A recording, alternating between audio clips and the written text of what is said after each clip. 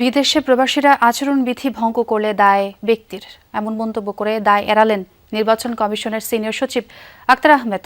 বললেন, আজ থেকে পাঠানো হচ্ছে দেশের ভেতরে postal ballot.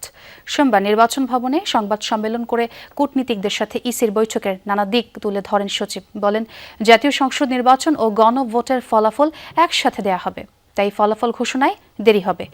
A grade ক্লিংকারের confidence cement, বাংলাদেশের হৃদয় জুড়ে।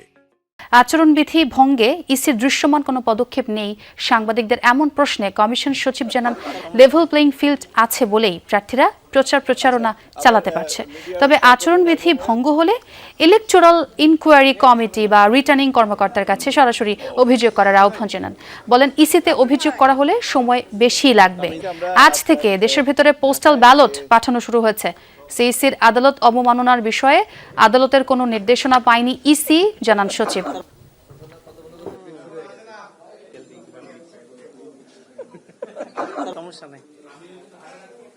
আমাদের দিক থেকে সর্বোচ্চ চেষ্টা থাকবে যত দ্রুত আমরা এটা করতে পারি, এবং গণভোট এবং জাতীয় সংসদ নির্বাচন এর ভোট গণনা কনকারেন্টলি হবে, পাশাপাশি হবে, যাতে একটা ভোট হয়ে গেল আমি জিতে গেলাম বা হেরে গেলাম এই নিয়ে আর বা ইত্যাদি এই জিনিসগুলো যেন না হয়। ইন কান্ট্রি পোস্টাল ভোটের ব্যালট পেপার আজকে থেকে ডিস্ট্রিবিউশন শুরু হয়েছে।